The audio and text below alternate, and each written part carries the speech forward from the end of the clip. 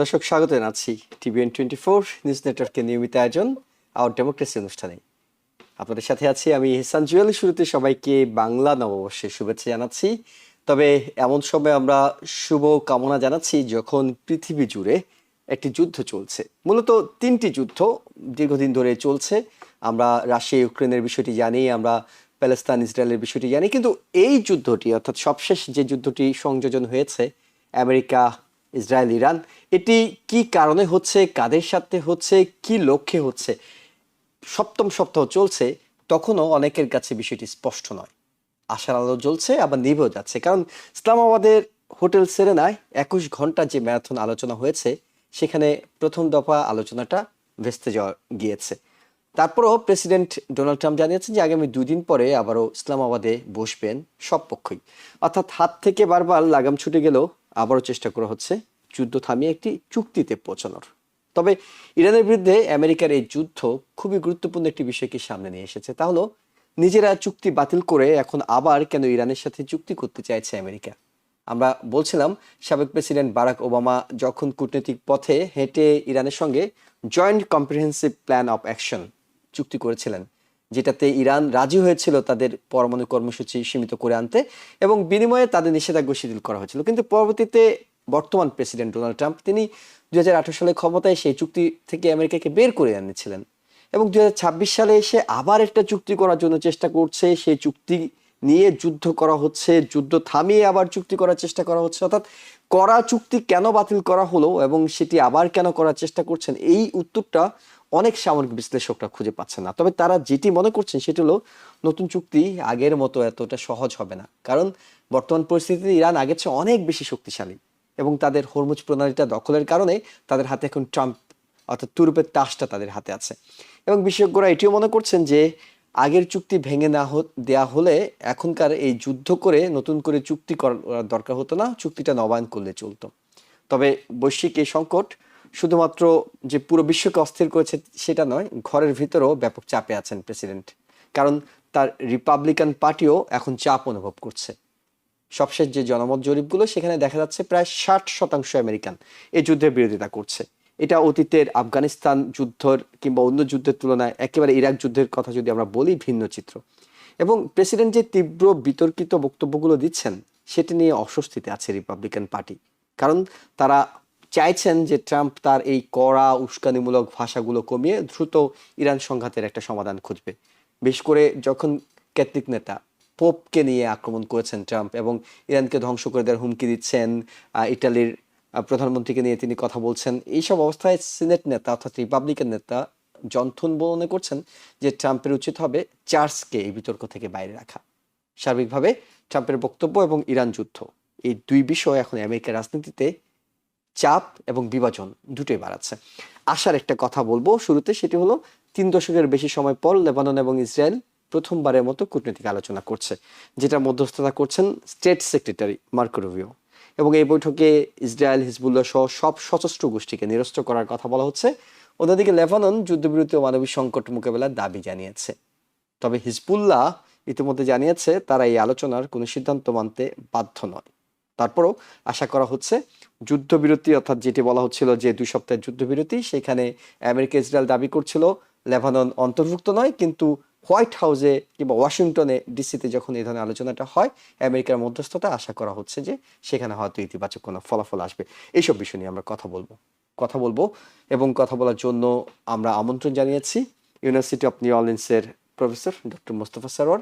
আমরা আমন্ত্রণ জানিয়েছি কমনওয়েলথ ইউনিভার্সিটি অফ পেনসিলভেনিয়ার professor doctor M Khalekuzzaman.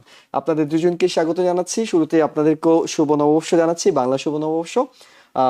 Professor doctor Mostafa Sarwar, আপনার কাছে জানি সেটি হলো ইসলামাবাদের আলোচনাটা যখন ভেস্তে গিয়েছিল অনেকে মনে করছিলেন যে মনে হয় আবার একটা যুদ্ধ লেগে যাবে, কিন্তু আমাদের প্রেসিডেন্টই এখন বলছেন না, আর 2 দিনের মধ্যে আবার আরেকটা আলোচনা হতে যাচ্ছে। একটা আলোচনা হলো, কোনো ফলই আসলো না, আরেকবার আলোচনা হলে ফল আসবে, ইতিবাচক হবে কিংবা যুদ্ধটা আসলে বন্ধই থাকবে, কতটা আশাবাদী হতে পারছেন? আহ, মানে আপনার প্রশ্নের উত্তরের আগে আমি আপনাদের সবাইকে নববর্ষের শুভেচ্ছা এবং দর্শক মণ্ডলী, আপনারা যারা আছেন এই TVN24-এ আমাদেরকে এনকারেজ করেন, আপনাদের সবাইকে আমার একদম অন্তরতম নববর্ষের শুভেচ্ছা। আহ, না, আপনি যে প্রশ্ন করলেন তাতে আহ, আমি অনেকটা দোদুল্যমান যে কি হতে পারে। তবে একটা জিনিস যে আমাদের দেখতে হবে যে রিয়েল সিচুয়েশনটা কি, অবজেক্টিভ রিয়েলিটি কি। অবজেক্টিভ রিয়েলিটিতে ইরানের জন্য যুদ্ধ দীর্ঘকাল প্রলম্বিত করাটা, regular warfare, I am not including A guerrilla warfare, Iran যদি গেরিলা ওয়ারফেয়ারের দিকে যায় সেটা একটা ভিন্ন ব্যাপার, কিন্তু তার যে রেগুলার ওয়ারটাকে দীর্ঘকাল ধরে চালিয়ে নেওয়া, এটা ইরানের পক্ষে সম্ভব হবে না। কারণ আমরা জানি যে যুদ্ধ করতে হলে শুধুমাত্র অস্ত্র এবং সৈন্য নয়, অর্থনীতির একটা ভালো ব্যবস্থা দরকার, টাকা পয়সার দরকার। সেটার একটা সমস্যা হয়ে যেতে পারে। কাজে ইরানের জন্য এই যুদ্ধটা থামানোই একটা মানে তাদের জন্য মঙ্গল। আর যুক্তরাষ্ট্রের জন্য এটা আরো বেশি গুরুত্বপূর্ণ। তার কারণ যুক্তরাষ্ট্রের যে আপনি যে নাম্বারটা বললেন যে 60% এই যুদ্ধকে পছন্দ করছে না, এবং রিপাবলিকান পার্টির যে মানে এক্সট্রিম রাইট উইং এর মধ্যেও কিন্তু একটা বিভাজন চলে আসছে, যেটা ডোনাল্ড ট্রাম্পের নিজের দলের এই অবস্থার জন্য, এটা তার জন্য, তারও কিন্তু যে পাওয়ার স্ট্রাকচার, তার যেটা কোর গ্রুপের মধ্যেও কিন্তু একটা চ্যালেঞ্জ আমরা দেখতে পাচ্ছি। শুধু তাই নয়, সামনে আসছে মধ্যবর্তী নির্বাচন। এই নির্বাচন নভেম্বরে আসছে, which is knocking at the door. কাজে ওই নির্বাচনের জন্য যে অর্থনীতির ভালো অবস্থা দরকার, তেলের দাম কম হওয়া উচিত, তেলের দাম কম হলে জিনিসপত্রের দাম কম হবে, ইনফ্লেশন কম হবে। এবং এগুলো যদি না হয়, তেলের দাম যদি বাড়তে থাকে যুদ্ধের জন্য, আর ইনফ্লেশন বাড়তে থাকে, সব জিনিসের দাম তেলের দামের সঙ্গে সংযুক্ত এবং বেড়ে গেলে, তাহলে যে নির্বাচনে ভরাডুবির সম্ভাবনার ডোনাল্ড ট্রাম্পের দলের, এবং সেটা হলে তার আবার হবে, ইমপিচমেন্ট হয়ে যেতে পারে। কাজে এই সব কারণে আমার যেন মনে হয়, আমি রিমোটলি অপটিমিস্টিক যে যুদ্ধটা শেষ হয়ে যাবে। তবে এই যুদ্ধের যে চুক্তি, যেটা যেটা আপনি আপনি ইসে বলেছেন, হুম। যে ওবামা যেটা করেছিল, সেটা ছিল একটা ভেরি ব্যালেন্সড ওয়ান। আমার মনে হয়, আমার ধারণা মতে ওইটা ছিল সবচেয়ে একটা ওয়েল ব্যালেন্সড চুক্তি, যেটা ইরানকে নিউক্লিয়ার বম পাওয়া থেকে বিরত রাখতে পারত। যেমন ধরুন, ওখানে আমরা জানি যে ইনস্পেকশন, মানে ভিয়েনা থেকে যেটা ইন্টারন্যাশনাল অ্যাটমিক এনার্জি কমিশনের যে ইন্সপেক্টরটা, ওখানে কিন্তু একদম নিত্য নৈমিত্তিক সব সময় ওখানে থাকতো, সমস্ত নিউক্লিয়ার ফ্যাসিলিটিস গুলোকে তারা মনিটর করত। এবং ইরান কিন্তু এই পর্যন্ত কখনো এটাকে ভায়োলেট করেনি সেই পর্যন্ত। কিন্তু যখন ডোনাল্ড ট্রাম্প এসে ওই চুক্তিটাকে বাতিল করে দিল, ওবামা যে চুক্তিটা করেছিল, খুবই একটা, এবং সেখানে দেখুন কারা ছিল, 5 permanent member of the United Nations, including China, Russia এবং অন্যান্য যারা ইউরোপের, ইংল্যান্ড, ফ্রান্স, এরা ছিল। তো কাজে ওটা ছিল একটা দারুণ শক্তিশালী একটা চুক্তি, যেখানে সবার স্টেক ছিল। সেটাকে উনি হঠাৎ করে এসে বন্ধ করে দিলেন। এখন উনি চুক্তি চাচ্ছেন। আমার যেন মনে হচ্ছে উনি যে চুক্তি করবেন, সেটা সেটা ওবামা যে চুক্তিটা করেছে তার সমকক্ষ হবে না। তার কারণ অলরেডি আমরা দেখছি যে একটা টাইম লিমিট আছে। তখন কিন্তু টাইম লিমিট ছিল না, যে নিউক্লিয়ার বম ইরান করবে না, ওইটাই ছিল। এখন ইরান চাচ্ছে 5 বছর মোরেটোরিয়াম, আর যুক্তরাষ্ট্র চাচ্ছে 20 ইয়ার্স। জি, আমরা আসছি সে বিষয়টাতে, আমরা হয়তো আসছি যে চুক্তি শর্তগুলো কি। প্রফেসর ডক্টর খালিকুজ্জামান, আপনার কাছে জানি সেটা হলো যে এক দফা ভেস্তে গেল, এর আগেও ভেস্তে গিয়েছে বলে তো আসলে যুদ্ধটা শুরু হয়েছে 28 ফেব্রুয়ারি।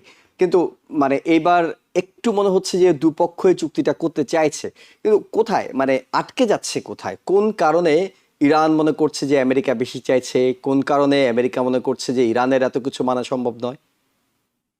জি জি, ধন্যবাদ। নববর্ষের শুভেচ্ছা সবাইকে। জি।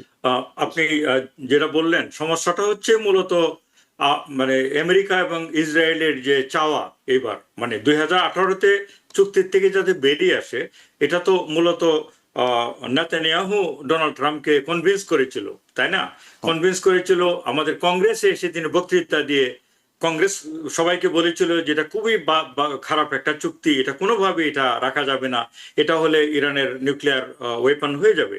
যদিও এখানে নিউক্লিয়ার ওয়েপনের কোনো অপশনই ছিল না, মানে ইরান টোটালি যে এনপিটি মেনে, অর্থাৎ নন প্রলিফারেশন ট্রিটি যেটা 1970-র, সেই চুক্তি মেনে তারা শুধু শান্তিপূর্ণ ব্যবহারের জন্য ইউরেনিয়ামকে এনরিচ করছিল, সেটা এনার্জি প্রোডাকশনের জন্য। সেখান থেকে বের করে আনলো হচ্ছে নেতানিয়াহু। বের করে নিলে তার উচ্চবিলাসটা কি ছিল? উচ্চবিলাসটা হচ্ছে শুধু এই চুক্তি থেকে তারা বেরিয়ে আসলে চলবে না, এই পর্যন্ত যে এনরিচমেন্ট হয়েছে সেটাকে টোটালি ডিসমেন্টল করতে হবে এবং সমস্ত রসদ তাদের হাতে তুলে দিতে হবে। এর মানে হচ্ছে ইরানকে জিরোতে নিয়ে যেতে হবে, এইটা ছিল হচ্ছে দাবিটা আর কি। এই জন্য এই জায়গায় গিয়ে আটকে যাচ্ছে। এখনো ইসরায়েল এটাই চায় যে ইরানের শুধু যে নিউক্লিয়ার এনরিচমেন্ট প্রোগ্রাম মানে 15 বছর, 10 বছর, 20 বছরের জন্য স্থগিত রাখবে, এমন হলে চলবে না। ইসরায়েলের চাওয়াটা হচ্ছে টোটালি কোনোদিন ওরা ইউরেনিয়ামের দিক তাকাতেও পারবে না, এবং সেটা তো মানে ইরান মেনে নিতে পারে না, মেনে নেওয়া উচিত না। কারণ যে নিউক্লিয়ার নন প্রলিফারেশন ট্রিটি যেটা, তার আন্ডারে বাংলাদেশও তো আমাদের ইউরেনিয়াম মানে প্ল্যান্ট নিয়েছে, তাই না? রূপপুর যে আর কি বিদ্যুৎ কেন্দ্র, জি, পারমাণবিক কেন্দ্র। একইভাবে ইরান কিন্তু একই জিনিসটা চাচ্ছে। এবং আরো ইন্টারেস্টিং হলো যে এই যুদ্ধটা 28শে ফেব্রুয়ারি বেঁধে যাওয়ার আগে, তার আগের দিনও তো নেগোসিয়েশন হচ্ছিল। সেখানে ওমানের যে ফরেন মিনিস্টার, তিনি কিন্তু বলেছিলেন যে আমরা একটা এগ্রিমেন্টে আসার খুব কাছাকাছি চলে এসেছি, এবং ইরান অলরেডি বলেছে তারা কোনো ধরনের নতুন স্টক পাইলিং করবে না, এবং যেটা তারা এনরিচ করেছে এ পর্যন্ত এটাকে তারা ডাইলুট করবে মানে যে শ্রমটা তার পিছনে দেওয়া হলো।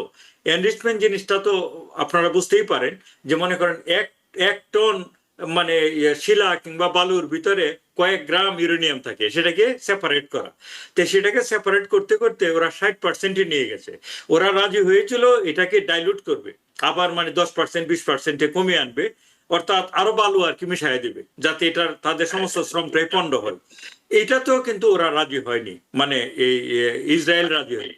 আপনি যেটা বলছেন কোথায় আটকে যাচ্ছে কিন্তু আসলে নেতানিয়াহুর যে অ্যাম্বিশন যে ইরান কোনোদিনও নিউক্লিয়ার, এমনকি শান্তিপূর্ণ কারণেও ইউরেনিয়াম ওরা ব্যবহার করতে পারবে না, এই জাতীয় যে অযৌক্তিক দাবি, এই জন্য জিনিসটা আটকে যাচ্ছে। কিন্তু এখন বোঝা যাচ্ছে আপনার কথাতেই যে ডোনাল্ড ট্রাম্প নিজেই আবার একটা নতুন চুক্তি করার জন্য, আলোচনা করার জন্য আগ্রহী।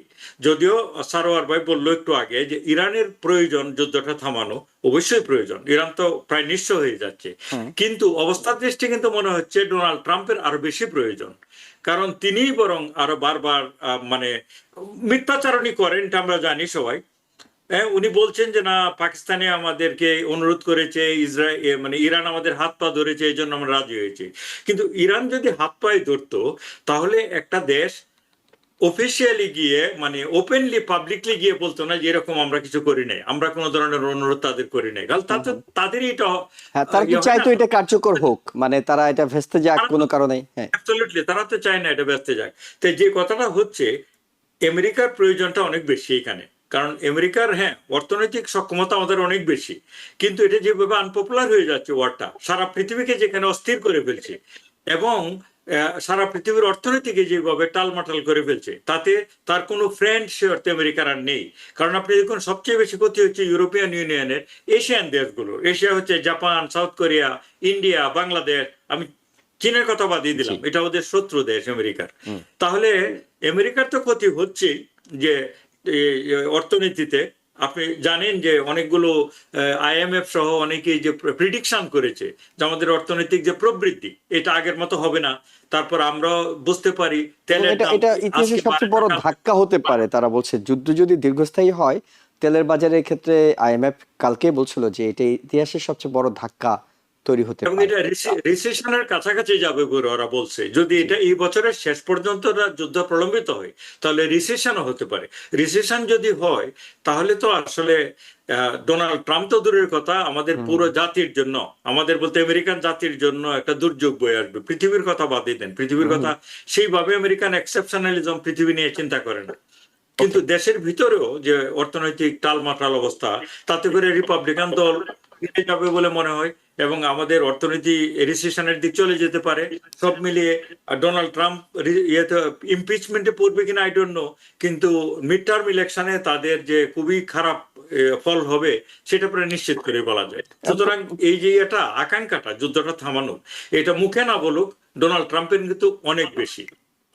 প্রফেসর ডক্টর এম খালেকুজ্জামান, আপনার কাছে ছোট্ট করে একটা বিষয় জানি, সেটা হলো যে আমরা যে বিশ্লেষণটা করছি এটি তো ইরানের কাছেও পরিষ্কার। ইরানও জানে যে বিপাকে আমরা অনেকটা আছি, কারণ আমাদের সামনে মধ্যবর্তী নির্বাচন, আমাদের অর্থনীতি ঝামেলা হচ্ছে। ওরা বলছে আমরা মরে যাচ্ছি, সাথে নিয়ে আরো যা যা পারি মরবো।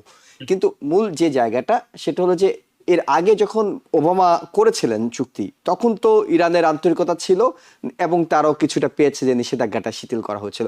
এবার তো ইরান জানে যে তারা আগের থেকে শক্ত পজিশনে আছে, হরমুজ কোনোভাবেই কিন্তু নিয়ন্ত্রণ করা যাচ্ছে না, সেটা তাদের নিয়ন্ত্রণে আছে। তাহলে আমরা যে শর্তগুলো দিচ্ছি, কড়া কড়া ভাষায় বলছি, তারা কি সেটা মানবে? না, তারা মানবে না, তবে তাদেরও তো একটা চুক্তির প্রয়োজন। কারণ হচ্ছে অর্থনীতিটাকে টোটালি ধ্বংস হয়ে যাক এটা তারাও চায় না। কারণ ডোনাল্ড ট্রাম্প যে এটা ঘোষণাটা দিয়েছে যে আমেরিকা মানে ইরানিয়ান সিভিলাইজেশনকে আমরা ধুলার সাথে মিশিয়ে দেবো, সেটা যদি নাও পারে, দানবীয় যে শক্তি আমেরিকার মিলিটারি, ব্যাপক ক্ষতি তো তারা করতে পারবে। তো এই জন্য ইরানেরও প্রয়োজন যুদ্ধটা থামানো। তবে ইউ আর রাইট যে বর্তমানে ইরানের হাতে যে অস্ত্রটা রয়েছে, অর্থাৎ হরমুজ প্রণালীর নিয়ন্ত্রণ, সেটা কিন্তু ফরিদ জাকারিয়া যে সিএনএন এর, তিনি বলেছেন যে সেটা একটা নিউক্লিয়ার ওয়েপনের থেকেও শক্তিশালী। এবং এটা কিন্তু ইরান নতুন করে আবিষ্কার করলো এই যুদ্ধের মাধ্যমে। তার আগে তো এটা ফ্রি ছিল সবার জন্য। তো এই যে তারা নতুন করে আবিষ্কার করলো যে এখান থেকে ওরা প্রতিদিন গড়ে হচ্ছে আপনার 136টা 136 শিপ পারাপার করে $2 মিলিয়ন করে যদি আপনি তাদের কাছ থেকে টোল নেন, তাহলে 1 বছরের ব্যবধানে আমি হিসাব করে দেখেছি এই টাকার পরিমাণ দাঁড়ায় প্রায় $100 বিলিয়ন। তো এই যে টাকার একটা বড় একটা সোর্স তারা পেয়ে গেল, 100 না হোক 50-60 বিলিয়ন ডলার তো তারা অবশ্যই এখান থেকে রোজগার করে নিবে। এবং এটা যে পুরোপুরি এটার নিয়ন্ত্রণ ইরান কখনোই 100% আর অন্য কারো হাতে দিবে না, কারোর সাথে শেয়ার করতে পারে, কিন্তু মানে চায়নার সাথে শেয়ার করবে, কারণ ইরান শেষ পর্যন্ত মানে এটা তো কাইন্ড অফ চাঁদাবাজি আর কি। হ্যাঁ, মানে যদি অনেকে মনে করছেন যে এটা ওই জায়গা দিয়ে গাড়ি নিয়ে যাবা, তুমি কিছু চাঁদা দিয়ে যাবা, তো মানে এটার প্রভাব নেতিবাচক আছে। কারণ বিশ্বের অন্যান্য, আপনি আমেরিকার উপর গুসা করে সবার উপরে চাপিয়ে দেবেন, এটি হয়তো অনেকে মানবে না। তো শেষ পর্যন্ত এটা কতটা কার্যকর হয় সেটা নিয়ে আলোচনার যথেষ্ট সুযোগ হয়তো আমরা পাবো। আমি একটু প্রফেসর ডক্টর মোস্তফা স্যার আপনার কাছে জানি, সেটি হলো লেবানন ইস্যুটা। লেবানন ইস্যুটা একটা গলার কাটা হয়েছিল, দুই পক্ষই মোটামুটি গোলাগুলি বিনিময়টা বন্ধ রাখছিল, কিন্তু ইসরায়েল লেবাননে হামলা অব্যাহত রাখছিল। এখন আমেরিকা ডেকেছে, না ডাকলে তো আর ওয়াশিংটনে সে বৈঠকটা হয় না, আমেরিকা ডেকে বলছে তোমরা থামাও। তাহলে মোটামুটি আশাবাদী হচ্ছেন তো এই জায়গাটাতে? না, বলা যাচ্ছে না, কারণ যে যে জায়গাগুলো ওরা দখল করেছে এবং আরো করতে চাচ্ছে, বিশেষ করে লিটানি রিভার যেটা, তার যে দক্ষিণ অঞ্চলটাকে, এটা ইসরায়েল চায় এর কন্ট্রোলে রাখার জন্য। কাজেই আমি এখানে খুব একটা আশাবাদী নই যে এটা কোন পর্যায়ে যায়। তবে একটা ব্যাপার, যে লেবাননের গভর্নমেন্টের সঙ্গে যে বৈঠক করছে ইসরায়েল, আমাদের বুঝতে হবে যে হোয়াট ইজ রিয়েলি লেবানন। লেবাননের কিন্তু 4টা গ্রুপ, আপনার যে ম্যারোনাইট ক্রিশ্চিয়ানস, তারপরে আপনার এরা ড্রুজ মুসলিমস, শিয়াইট মুসলিমস, সুন্নি মুসলিমস, এই 4 জনের একটা কম্বাইন্ড গভর্নমেন্ট ওটাকে রান করে। কিন্তু আমাদের বুঝতে হবে যে ওখানে কিন্তু পপুলেশন মেজরিটি হলো শিয়াইট মুসলিমস, এবং হেজবুল্লাহ রিপ্রেজেন্টস দ্য শিয়াইট মুসলিমস। কাজে এই কমপ্লেক্সিটির ভেতরে যে গভর্নমেন্টের সঙ্গে ইসরায়েল যে মানে আমেরিকা মোটামুটি ফোর্স করেছে ইসরায়েলকে লেবাননের গভর্নমেন্টের সঙ্গে বসার জন্য, কিন্তু সেটা কতটা ইমপ্লিমেন্টেশন সম্ভব, মানে ইসরায়েলের যেটা ইচ্ছা যে হেজবুল্লাহকে তারা ডিজার্ভ করে দেবে, সেটা কতটা সফল হয় আমার যথেষ্ট সন্দেহ রয়েছে।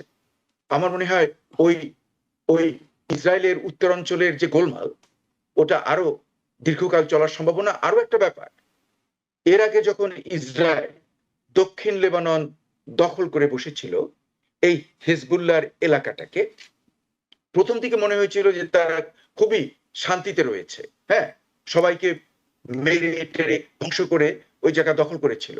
কিন্তু পরবর্তী পর্যায়ে যখন হেজবুল্লাহ গেরিলা যুদ্ধে গেল, তখন দেখা গেল যে ইসরায়েলের যে ক্ষতি একটা লেভেল যেটা ইসরায়েল সহ্য করতে পারলো না, তখন সে নিজেই ওই জায়গা ছেড়ে চলে আসলো। কাজেই আমি মনে করি যে যে লেবাননের ব্যাপারটা, ওখানে ইসরায়েলের যে ডিম্যান্ড, সেটা কতটা লেবাননের গভর্নমেন্ট গ্রহণ করতে পারবে, বিশেষ করে হেজবুল্লাহকে ডিজাইন করা, এটা কতটা সফল হবে আমার যথেষ্ট সন্দেহ রয়েছে। ওকে, প্রফেসর ডক্টর এম খালেকুজ্জামান, এই একটা জায়গায় আবারও ইস্যু চলে আসছে ইউক্রেন রাশিয়ার মতো, যে দখলকৃত ভূমি তাদের দখলে থাকবে কিনা, লেবানন সেটা মানবে কিনা, এবং সেটা মানার তো আসলে কোনো সুযোগও নেই। একজনের জায়গা আপনি দখল করে ফেললেন, এই ইস্যুতে কি আলোচনাটা ভেস্তে যেতে পারে, নাকি এটি আসলে মানে সাইড ইফেক্ট, ইরান আমেরিকা যুদ্ধের সাইড ইফেক্ট হিসেবে থেকে যাবে? আমারও ধারণা যে এটা আসলে যতটা না জায়গা দখল করার ব্যাপার এখানে, তার থেকেও বড় কথা যে হিজবুল্লাহকে মানে যদি নিরস্ত্র তারা করা। এই আলোচনার অংশ না করতে পারে, তাদেরকে যদি সে মানে মানাতে না পারে যে তারা যুদ্ধ বিরতিতে যাবে, তাহলে কোনো অবস্থাতেই এই অঞ্চলের শান্তি ফিরে আসবে না লেবাননে।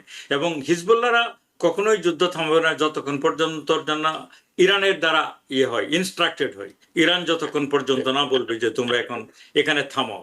আর যে জায়গা দখলের ব্যাপারটা যেটা বললেন ইউক্রেনের মতো, লিটানি রিভারের সাউথে তো অনেকটা জায়গা, সেটা ইসরায়েল যদিও বলছে ওরা অনির্দিষ্টকালের জন্য দখল করে রাখবে, কিন্তু ওরা এখনো বলে নাই এই জায়গাটা আমরা পার্মানেন্টলি দখল করে ফেলবো। ওরা বলছে যখন এই এলাকায় শান্তি ফিরে আসবে, এখানে মানুষ ফেরত আসার মতো অবস্থা হবে, অর্থাৎ হিজবুল্লাহর ডিজার্ম হবে, তখন তারা তাদের জায়গায় নিজ নিজ জায়গায় ফেরত আসতে পারবে। অন্তত ওপেনলি এখনো তাই বলছে।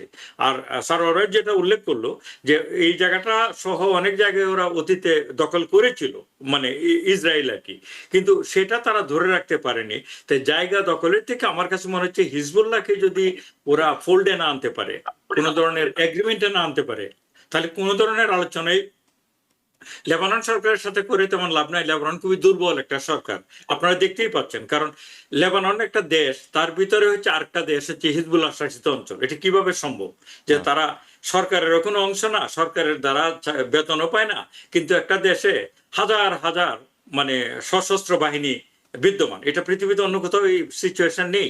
সুতরাং এই যে একটা প্যারালাল গভর্নমেন্ট, এটা চালাচ্ছে ইরান।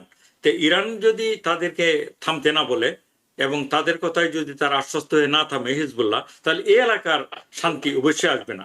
তবে আমি মনে করি এই যে ইরানের যুদ্ধ ইসরায়েলের সাথে, আমেরিকার সাথে, এবং হিজবুল্লাহর সাথে ইসরায়েলের যুদ্ধ, গাজার সাথে ইসরায়েলের যুদ্ধ, সবগুলি যুদ্ধর মূলে তো আসলে একটাই, এইখানে যে দুই রাষ্ট্র ভিত্তিক সমাধান আমরা না যেতে পারি, এটা এই বছর বলেন, আগামী বছর বলেন, এর 5 বছর পরে আমরা এই ব্যাপারগুলি নিয়ে আলাপ করতেই থাকবো।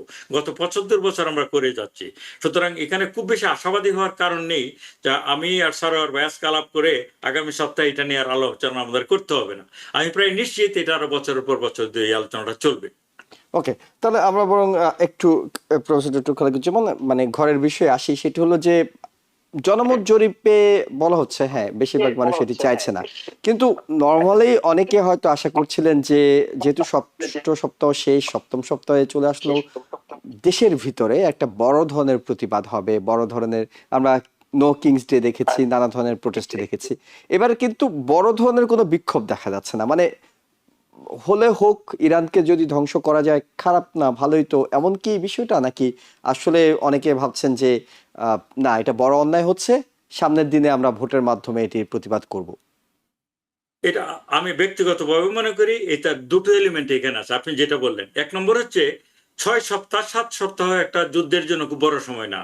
ওকে, মানুষ ভিতরে ভিতরে বিক্ষুব্ধ হওয়ার জন্য একটা সময় লাগে। ভিয়েতনাম ওয়ারে যে তারা প্রতিবাদ করেছিল, সেই যুদ্ধটা চলেছিল 19 বছর যাবত, এটা আমাদের বুঝতে হবে। 2 নম্বর হচ্ছে ইউক্রেনের যে যুদ্ধ, এগুলি বছরের পর বছর ধরে চলে। গাজাতে যে যুদ্ধ, সেটাও 3য় বছর পার হয়ে গেল। সুতরাং একটা হচ্ছে যে এখনো সময়টা কেউ পার হয়ে যায় নাই যে বিক্ষুব্ধ হয়ে মানুষ রাস্তায় নামবে, এটা নাম্বার 1। আর নাম্বার 2 হচ্ছে এখানে একটা প্রচ্ছন্ন আর একটা এলিমেন্ট এখানে কাজ করে, এটা আমার ধারণা। কারণ ভিয়েতনামের যুদ্ধটা হয়েছিল, ভিয়েতনামিজরা আসলে সে অর্থে মুসলমান না, কেউই মুসলমান না, কিন্তু ইরান, মিডল ইস্ট, ওইখানে যে মুসলমানদের এগেনস্টে যুদ্ধটা, সেখানে কিন্তু ডোনাল্ড ট্রাম্পের যে গ্রুপ, মাগা গ্রুপ এবং রিপাবলিকান গ্রুপ, তারা কিন্তু ভিতরে ভিতরে জিনিসটাকে একটা ডিভাইন প্ল্যানের অংশ মনে করে, যে তাদেরকে শায়েস্তা করাই প্রয়োজন, মৌলবাদী ইসলামিস্টদের শায়েস্তা করাই প্রয়োজন। সুতরাং এখানে অন্তরের সে টানটা I am sorry to say অতটা ফিল করে না যে এই ব্যাপারে গিয়ে আমাদের সমানভাবে প্রতিবাদ করতে হবে। এখনো প্রতিবাদ করে ইয়াংরা, প্রতিবাদ করে প্রগতিশীলরা, প্রতিবাদ করে কিছু ডেমোক্রেটরা, কিন্তু সার্বিকভাবে জনগোষ্ঠী রাস্তায় নেমে আসবে। নাম্বার ওয়ান, এর জন্য কিছু সময় লাগবে। নাম্বার টু হচ্ছে, দেখুন, ইসরায়েলের বিরুদ্ধে যুদ্ধটা অন্যায়, এই জন্য ব্যক্তিগতভাবে আমি এটার প্রতিবাদ করছি। কিন্তু ইরানের যে রেজিম, যেটা যে রিপ্রেসিভ রেজিম, সেটার তো আমিও সমর্থন করি না। সুতরাং এই রেজিমটা তো মাস্ট গো, তাই না? আজকে ওরা অন্যায় যুদ্ধটা চাপিয়ে দিয়েছে ওদের উপর, তার জন্য আমরা ইরানের কে মনে করছি তাদের বিরুদ্ধে অন্যায় করা হচ্ছে। কিন্তু তারা যে পরিমাণ কট্টর মৌলবাদী, তারা তো জানে নিজের দেশের হাজার হাজার লোককে তারা মেরে ফেলেছে ডিসেম্বর জানুয়ারিতে, এবং মহিলাদের যে অধিকার কি পরিমাণ নিগৃহীত ওইসব অঞ্চলে। এখানে যে শান্তিপূর্ণ অবস্থাতে, আমি তো ইরানের রেজিমের পক্ষে আমি এক মিনিটের জন্য দাঁড়াবো না, কিন্তু আজকে দাঁড়াচ্ছি যেহেতু এটা একটা অন্যায় করছে। তো এর থেকে আমেরিকানদেরও একটা সেন্স আপনি পাবেন। প্রফেসর ডক্টর মোস্তফা সরোয়ার, আপনার কাছে যাই, সেটা হলো যে দেশের ভিতরে এই যেটা চলছে এটি মানে ধীরে সুস্থে আস্তে ধীরে থামবে। অনেকে আশাবাদী যে হ্যাঁ, প্রেসিডেন্ট যুদ্ধে জড়িয়েছেন, তিনি আবার থামিয়েও ফেলবেন, দরকার নেই রাস্তাঘাটে গিয়ে প্রোটেস্ট করার, এই পর্যায়ে থাকবে, নাকি মধ্যবর্তী নির্বাচনে গিয়ে একটু রাগ ক্ষোভ পুষে নেওয়ার, মানে মানুষ যে তুলে নেওয়ার একটা সুযোগ পায় ব্যালটের মাধ্যমে, সেখানে আবার প্রয়োগ ঘটবে? না, না, এই যে ডক্টর খালিকুজ্জামানের সঙ্গে আমি একমত। যে যে রেজিম যেটা আছে, যে ইরানের রেজিম, হুম হুম। এটাকে তো আমরা কেউই সমর্থন করি না। এটা না। কিন্তু অতি কট্টর হুম। রাইট উইং রেজিম এবং ডিক্টেটোরিয়াল গভর্নমেন্ট। ওখানে কিন্তু কোনো ডেমোক্রেটিক নর্ম নেই। কারণ ওখানে ক্লারিক্সরা যাকে অ্যালাউ করে, সেই শুধু নির্বাচনে অংশগ্রহণ করতে পারে। এছাড়া কিন্তু কেউ নির্বাচনে অংশগ্রহণ করতে পারে না। তো এমনি একটা জায়গা যেখানে গণতন্ত্র সবসময় ব্যাহত হয় এবং দারুণ রিপ্রেসিভ, যেটা খালিকুজ্জামান বলেছেন, আমি তার সঙ্গে একমত। আমরা ওটাকে সমর্থন করি না। কিন্তু ইরানকে আক্রমণ করাটা, মানে সেই জন্যই যে অন্য একটা দেশকে আক্রমণ করা যায়, যেখানে একটা পিস ট্রিটির জন্য তারা মিটিং করছে, সেই মুহূর্তে আক্রমণ করাটা, এটা পৃথিবীর কোনো নর্মেই টেকে না। আমরা এটাকে পছন্দ করি না। এটাই হলো যে মেইন ব্যাপার। এখন যুক্তরাষ্ট্র, এখানে লোকদের যে রিয়াকশনটা আমরা কিন্তু অলরেডি দেখছি। আপনি যেটা বলেছেন যে 60% লোক কিন্তু এই যুদ্ধকে সমর্থন করছে না, এটা একটা বিরাট ব্যাপার। এটাকে কিন্তু ইগনোর করা যায় না। তার কারণ আমরা ইরাক যুদ্ধের সময় দেখেছিলাম প্রায় অলমোস্ট অল, খুবই রেয়ার কিছু ইসের নাম্বার, খুবই কম নাম্বার ওই ইরাক যুদ্ধের বিপক্ষে মত দিয়েছিল। ইরাক যুদ্ধের পক্ষে ছিল মেজরিটি লোক। আবার ভিয়েতনামের সঙ্গে যখন প্রথম যুদ্ধ হয়, তখনও কিন্তু প্রথম দিকে যুক্তরাষ্ট্রের সব লোক ভিয়েতনাম যুদ্ধকে সমর্থন করেছিল। ওইভাবেই প্রপাগান্ডাটা হয়েছিল। কিন্তু পরবর্তী পর্যায়ে, ওটা অনেক পরে, দেখুন প্রায় প্রায় 2 দশকের মতো, অলমোস্ট, হ্যাঁ, 18 বছরের মতো যুদ্ধ শেষের দিকে এসে যুক্তরাষ্ট্রের লোকরা যখন দেখছে বডি ব্যাগ আসছে, যখন নিহত যুক্তরাষ্ট্রের সেনাবাহিনীর নিহত সৈনিকদের যখন কফিন আসছে, তখন তারা আক্রোশে ফেটে পড়েছে। তার আগে নয় কিন্তু। হ্যাঁ, কাজে এগুলো আমাদের এখন বুঝতে যেহেতু হবে। মাত্র 13 জন সঙ্গে জি প্রাণ হারিয়েছেন, মাত্র 13 জন ওই সেনা বলা ইনসিডেন্টের হচ্ছে। পার্থক্য যে 60% একদম মাত্র এই কয়েক উইকের ভেতরে 60% এই যুদ্ধের বিরুদ্ধে চলে গেছে। এটা কিন্তু যুক্তরাষ্ট্রে এর আগে ঘটেনি। কাজে এটা একটা বিরাট বিরাট একটা, একমাত্র আমার খেয়াল আছে সার্বিয়ার সঙ্গে যখন সৈন্য পাঠিয়েছিল, তখন যুক্তরাষ্ট্রের লোকরা ওটাকে পছন্দ করেনি। এই শুধু আমি একটা মাত্র দেখেছি, এবং ওটাই ছিল একটা লিমিটেড ওয়ার।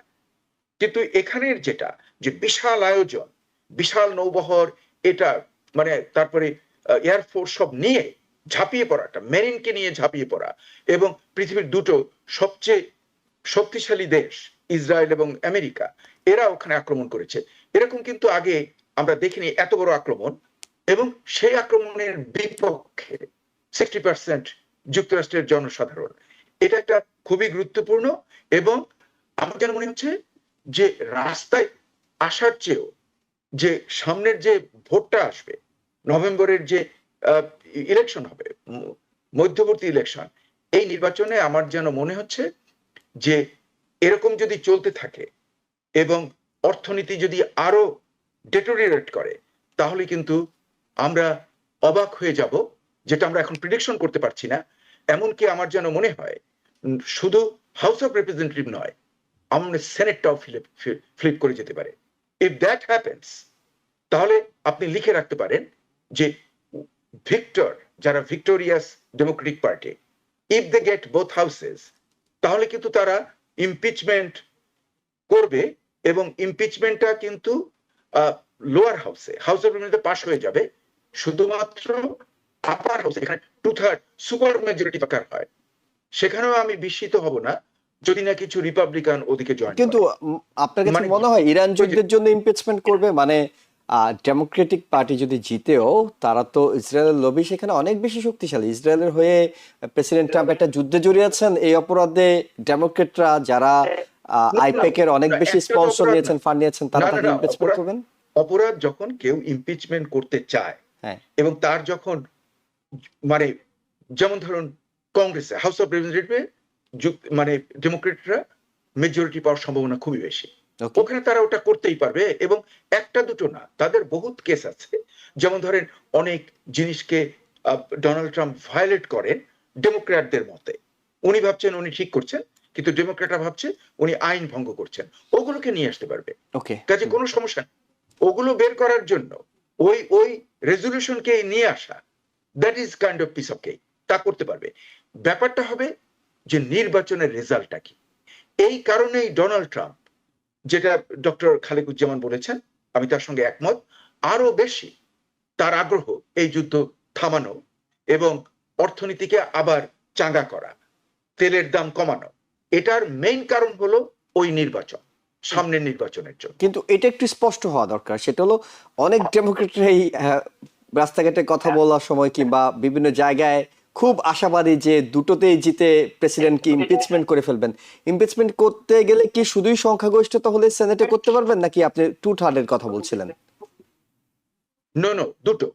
মানে যেটা একটা হয় বিচার, ইমপিচমেন্টটা করে কংগ্রেস মানে হাউস অফ রিপ্রেজেন্টেটিভ, হ্যাঁ, সেটা কিন্তু নট 2/3, সেটা সিম্পল মেজরিটিতে করে। ওকে, হুম, আর তারপরে এটা যায় বিচারের জন্য, হ্যাঁ, সেই বিচারটা হয় সেনেটে, সেখানে লাগে সুপার মেজরিটি, এবং সুপার মেজরিটি যদি ভোট দেয় তাহলে প্রেসিডেন্টশিপ চলে গেল। সেটা তো প্রেসিডেন্ট, অঙ্কে তো বলছে সুপার মেজরিটি আসবে না, হয়তো সংখ্যাগরিষ্ঠতা আসতে পারে, তাও থিন। হ্যাঁ, না কিন্তু, হ্যাঁ সেটা সম্ভাবনা খুবই কম, কিন্তু ফ্লিপ করার চান্স আছে।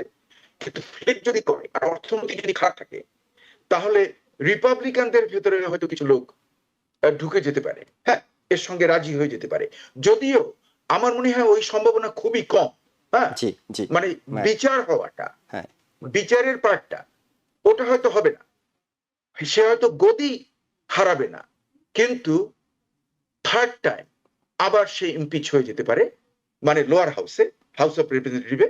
তাহলে উনি বোধহয় যুক্তরাষ্ট্রের আজন্মকালের রেকর্ড ভঙ্গ করলেন, কারণ এর আগে কোনো প্রেসিডেন্ট একবারের বেশি কেউ ইমপিচড হয়নি। সে অলরেডি দুবার, জি। আবার আরো একবার যদি হয় তাহলে 3বার, সে হবে যুক্তরাষ্ট্রের ইতিহাসের সবচেয়ে বেশি ইমপিচড প্রেসিডেন্ট।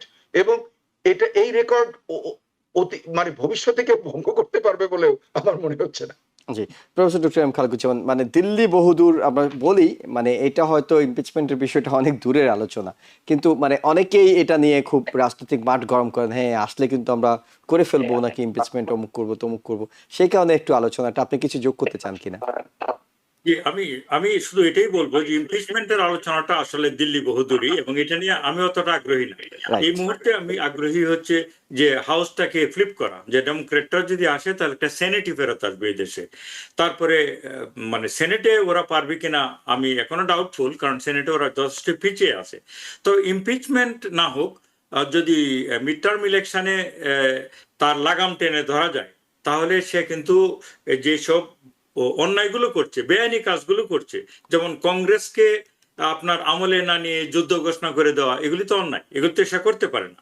এবং হচ্ছে যে বিভিন্ন বাজেটারি যে ইস্যু, যেগুলি সে এক্সিকিউটিভ অর্ডার দিয়ে বিভিন্ন সংগঠনকে সে টাকা পয়সা দিয়ে যাচ্ছে, টাকা পয়সা, যুদ্ধ, এই জিনিসগুলি টোটালি কংগ্রেসের হাতে। তো কংগ্রেসটা যদি ফ্লিপ করানো যায়, আমার ধারণা আমেরিকা এক ধরনের একটা ব্যালেন্স সোসাইটিতে ফেরত আসবে। এটাতে আমি বেশি আগ্রহী এই মুহূর্তে। ইমপিচমেন্ট হতে হলে আরো অনেক বেশি আরো অনেক বেশি। মানে তাহলে আপনাকে পরিবর্তন পরের প্রয়োজন। প্রশ্নটা যাই, সেটি হলো যে আমরা দেখছি প্রেসিডেন্ট যুদ্ধ করছেন, দেশের ভিতরে ইমিগ্রেশন নিয়ে ক্র্যাকডাউন চালাচ্ছেন, খেয়াল খুশি মতো অনেক কিছু করছেন, কিন্তু বন্ধু যারা, আমরা দেখলাম কিয়ার স্টারমারকে নিয়ে তিনি কথা বলছেন, ইমানুয়েল ম্যাক্রনকে নিয়ে তিনি কথা বলছেন, জর্জিয়া মেলোনিকে নিয়ে তিনি ব্যঙ্গ করছেন, এবং পোপকে নিয়েও বলতে ছাড়ছেন না। মানে এরা তো কেউ আয়াতুল্লাহ খামেনি কিংবা কিম জং উন নয় যে তাদেরকে আক্রমণ করতে হবে, তাদের সাথে সম্পর্ক নষ্ট করতে হবে।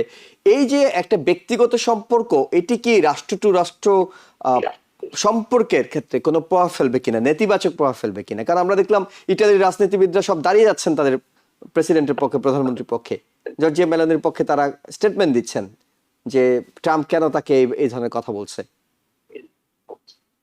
না এটা না, ওটা তো আমরা আমাকে জানি বলছেন। তো যে তার যে এটাকে কাকে জিজ্ঞেস করছেন এটা? ওকে, আমরা একটু খালিকুজ্জামান স্যার শুনেই আপনার কাছে আসছি, একই বিষয়ে হ্যাঁ, শুনবো। জি। জি, আহ, আপনি যেটা বললেন এই জিনিসটা আসলে পৃথিবীতে এক ধরনের নিউ নর্ম হয়ে গিয়েছে। মানুষের অলরেডি ধরে নিয়েছে যে আমেরিকার প্রেসিডেন্ট ডোনাল্ড ট্রাম্প যেসব কথাবার্তা বলে সেগুলোতে লাগাম নেই। অনেকে তাকে আনহিঞ্জড বলছে, অনেকে তাকে সাইকোপ্যাথ বলছে, অনেকে তাকে ওল্ড হোমে বুড়ো দাদুকে পাঠিয়ে দেওয়ার কথা বলছে। এমনকি মেগা রিপাবলিকানদের মধ্যেও যারা তার প্রিয় ভাজন, যেমন মানে টাকার কার্লসন, তারপরে মনে করেন যে এই যে মেগান কেলি অথবা আলেক্স জোনস, যারা হচ্ছে মেগার সবচেয়ে বড় মাইক, তারা পর্যন্ত তার সাথে স্প্লিট হয়ে গেছে। তারপরে মার্জারি গ্রিন টেইলার, যারা হচ্ছে আপনার সুপার মেগা, তারাও তাকে আর সহ্য করতে পারছে না।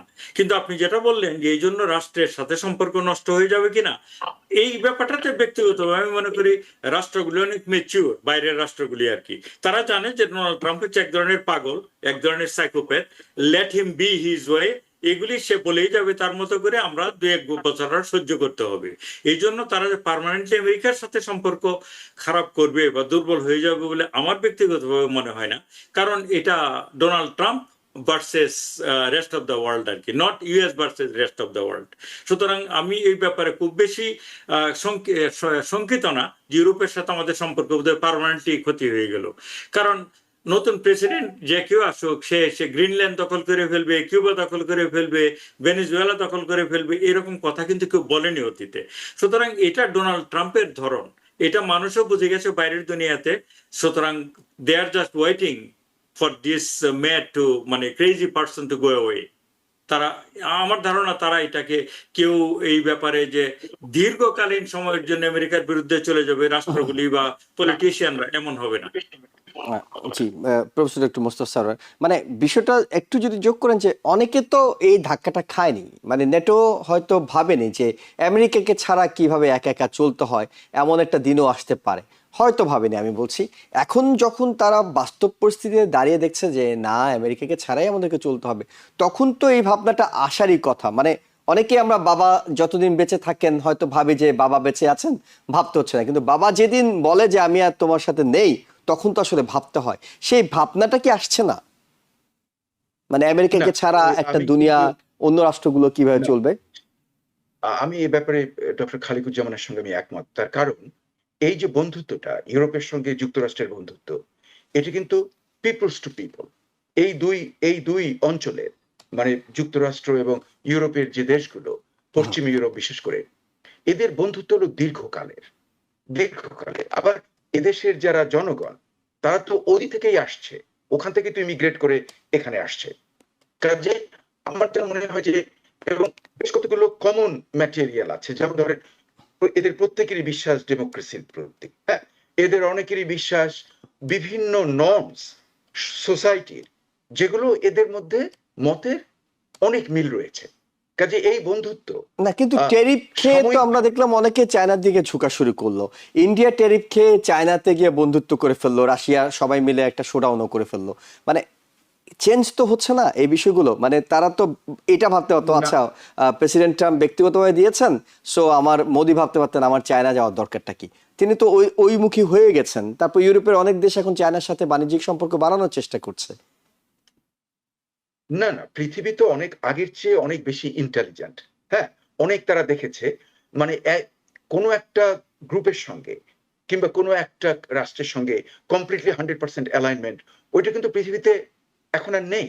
আমরা যদি লক্ষ্য করি, হ্যাঁ, আপনি একটা প্রমাণ দেখেন যে এবারে যখন আমরা ইরানের বিরুদ্ধে যুদ্ধে গেলাম, হ্যাঁ, ইউরোপ তো আমাদের সঙ্গে এলো না, এমনকি নেটোর কান্ট্রি লাইক স্পেন, তার এয়ারফিল্ড যেটা আমাদের বেজ, যুক্তরাষ্ট্রের যেখানে মিলিটারি বেজ, সেই মিলিটারি বেজের এয়ার স্ট্রিপকে রানওয়ে ব্যবহার করার পারমিশন দেয়নি স্পেন।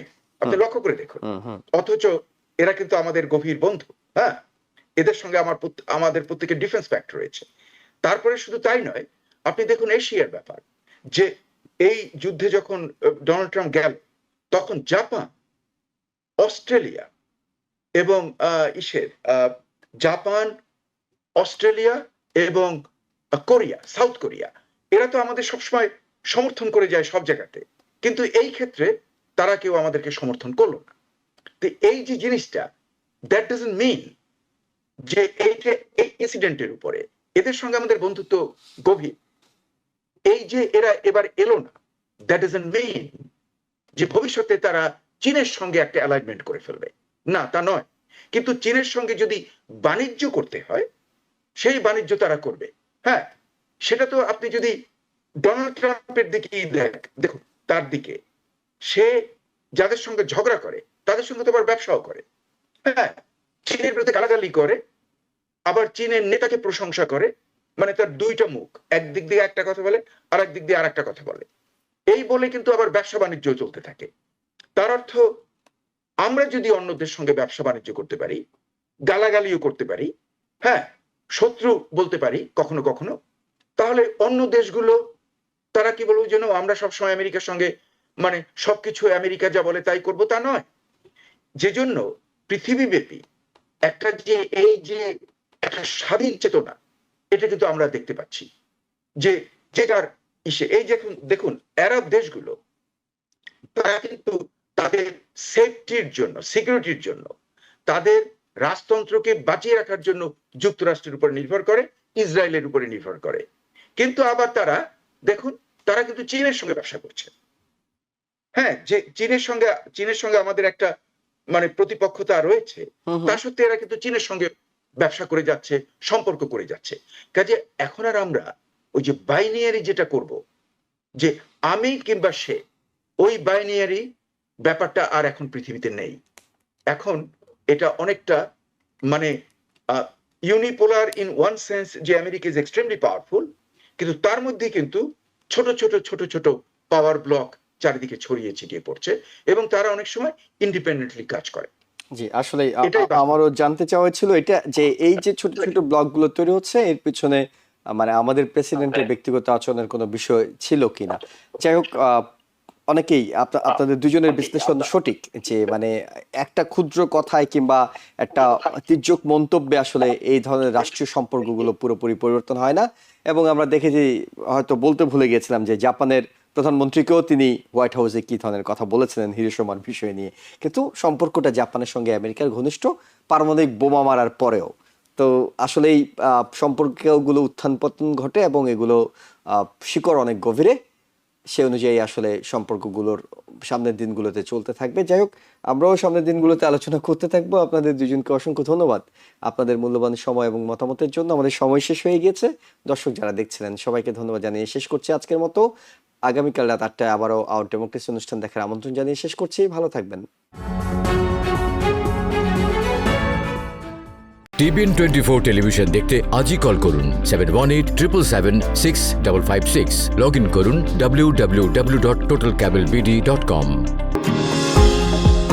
নিউ ইয়র্ক থেকে সম্প্রচারিত TBN 24 টেলিভিশন বিশ্বজুড়ে বাঙালির কণ্ঠস্বর।